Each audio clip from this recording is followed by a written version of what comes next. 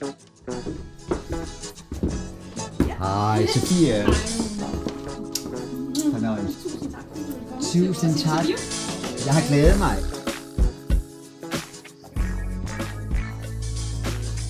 Jamen, velkommen til, Ole Henriksen, og tak fordi du vil være med i vores interview. Sofie, det er en fornøjelse for mig at sidde her med dig, en smuk dansk kvinde, og skal tale om innovation. Ja, og iværksætteri også, fordi det er jo en rigtig spændende historie med en meget lokalt baseret iværksætter, der ligesom bliver global på et tidspunkt.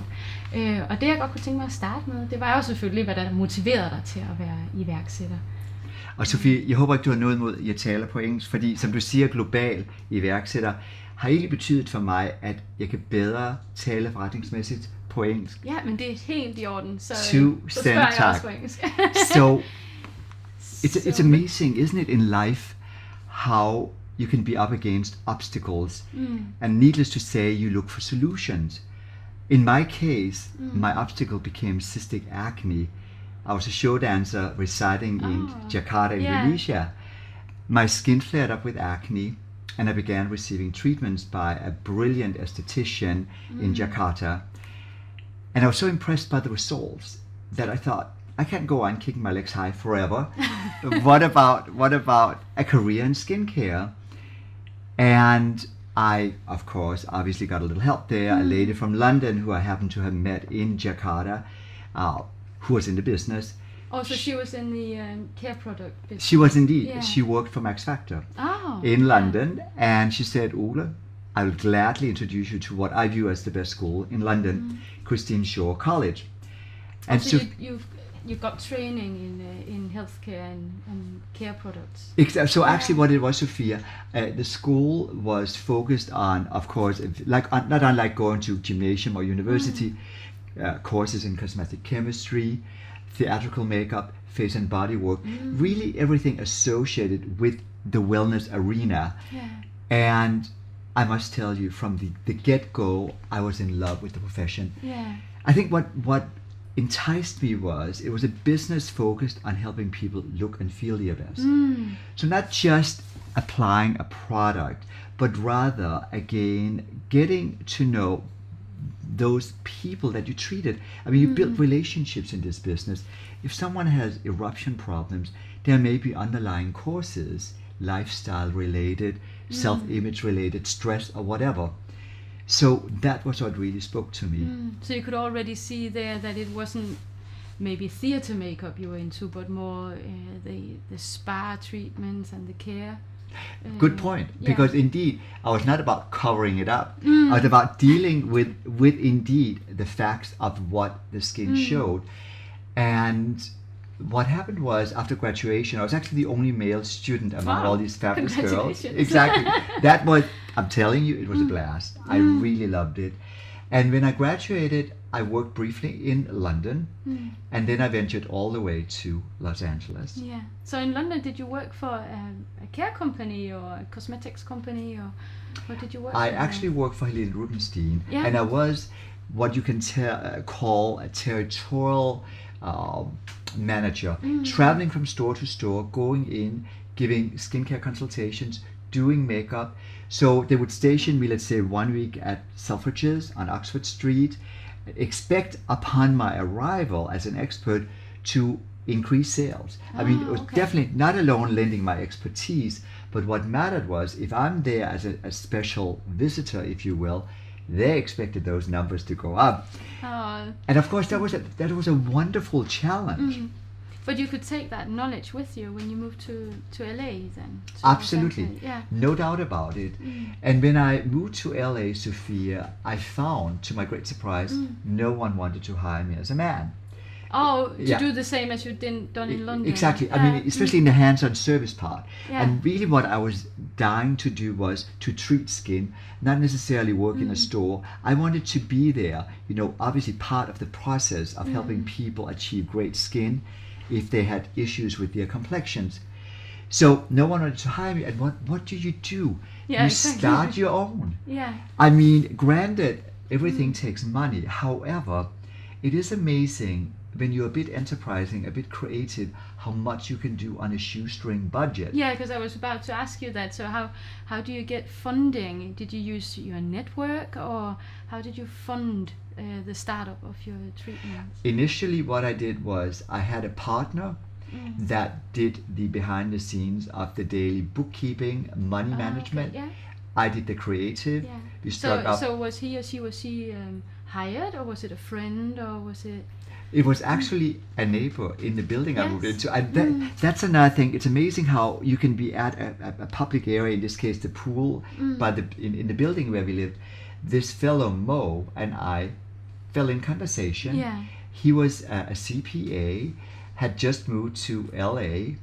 We liked each other, we trusted each other, and we struck up this partnership. Many years later, I brought him out of the company. Yeah.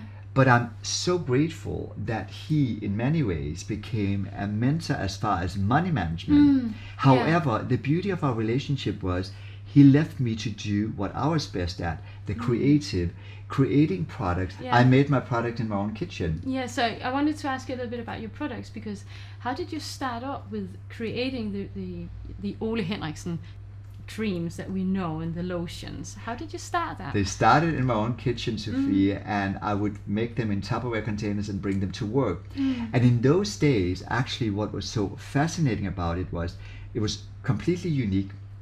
No one had ever done that in Hollywood. I began building a huge following because people saw results with my treatments. Stars like Barbra Streisand, who became my first superstar client, came in, and as such, suddenly the media caught note of me and said, wow, here's a man who is into a holistic approach. He's incorporating nutrition, he's incorporating kitchen formulations, and he's all about also science with the equipment, and yet Mother Nature. We want to write about him. So what I do believe is, when you start a career, hopefully you're passionate about it, and then things evolve. As the opportunities present themselves, you must grab them and you must jump ahead so that you can't just rest on your laurels. And when you are passionate, you don't want to rest on your laurels. So you always think, okay, what can I do next? I began doing a lot of TV shows. So it was really before Oprah. So really those TV shows brought the attention of Macmillan. And they were the ones that, hey, can you do a book? And for me, being able to share my expertise with a broader audience was, of course, a joy. And then, when I have always, by the way, been very good with money. So what's key is, from a young age, I was milk delivery boy in my village in Egypt. I kept books of, what I could save, what I could spend on books for myself, gifts for the family. So I always had that business sense. So I saved money, and the book, of course, did fantastically well. So indeed, I used that capital to start developing products. So you could say, as an entrepreneur, you actually started the other way around. You started with the promotion before you actually had the product. I did. Yeah. Absolutely. And I think often what happens in our businesses, being it a fashion designer, or it may be a hairdresser that decides to do a hair care brand, that you start with that side, the service side, and then it evolves into the product division. But if we keep a focus on the product as such, and you talk about innovation, what was the innovative part in your products? What makes it so different from, let's say, another care product? Is it because it's the holistic idea, or is it the organic idea? And what is it that makes your lotions the product's different? Yeah. There's certainly a lot of things that come into the equation, because what matters for me as a formulator is, and they are my little babies, I create them all from scratch, it is that they carry the DNA of my philosophy. For instance, spa is about the aromatic experience. It's about that beautiful aroma that relaxes you or has an uplifting impact. So when I create, I want women and men, when they use the products, when they open a jar, to be oolonized, to just take in that aroma. Spa is about touch. It's about the slip across the skin. So the textural experience matters. so that these products must feel luxurious, indulgent, and will bind with the skin, absorb into the skin. So do you use new and innovative formulas, or is it based on old knowledge that you rearrange? That's a very good question. In the Tupperware. No, you are Oprah. You're very good. I got to tell you, Sophia, because no, indeed, what it is that I combine the best of nature and science. So what the beauty is that you can take your essential fatty acids, your sesame, avocado, wheat germ, borage seed oil, or you may take the antioxidants, or you may take peptides, amino acid compounds that firms and tightens the skin, and put a twist of science into that. And by that I mean that you may have a more effectual delivery system. Yeah, exactly. You may work with the molecular structure that enables the absorbency to be more effectual. And so I'm very much into science, and the beauty of it is that when you do it, you want to make sure that the synergy of the ingredients and how they interact truly work to elevate your skin to an even higher level of perfection. And then you mix it in a way that we haven't seen yet other companies do. Exactly, because I think the beauty is that you can be Dior, you can be Clarins, you can be Estée Lauder, Lancôme, or you can be Ole Henriksen, and we all are actually given certain guidelines as far as the EU. EU has very strict guidelines as far as the ingredient and the percentages of what you use. But not unlike a chef that may be given the same ingredients, where one chef will turn it into an okay meal and another will elevate it to a level of gourmet, where you say, oh my God. Yeah. So what I do is I bring it up to this level of the extraordinary, and I always invest in the proper concentrations. It takes me about 1.5 years to develop a product from beginning to end. It starts like the American phrase, a brain fart, and maybe in the shower. And you know what happens is suddenly an idea comes to me.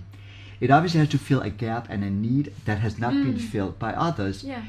And then I start my research, and then I start with the factories and the laboratories. And of course, the process is a joyous one.